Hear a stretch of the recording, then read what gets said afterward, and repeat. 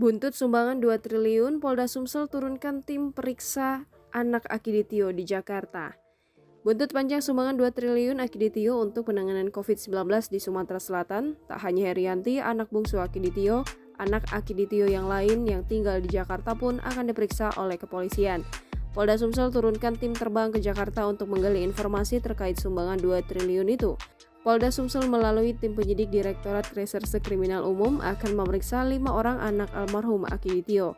Kepala Bidang Hubungan Masyarakat Polda Sumsel, Kombes Pol Supriyadi mengatakan, pemeriksaan seluruh anak Akiditio itu dilakukan untuk menyelidiki kasus dana bantuan tersebut agar dapat terungkap secara jelas.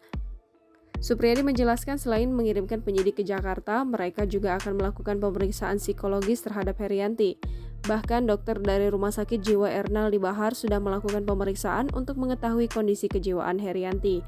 Hasil tersebut kini sudah dilaporkan ke Polda Sumatera Selatan.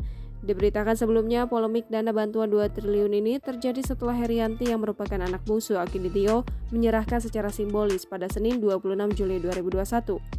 Namun satu pekan setelah penyerahan bantuan itu ternyata tak kunjung cair lantaran saldo yang ada di rekening Herianti tidak mencukupi. Kabid Humas Polda Sumsel, Kombes Pol Supriyadi menjelaskan bahwa pemeriksaan saksi masih tetap berlangsung.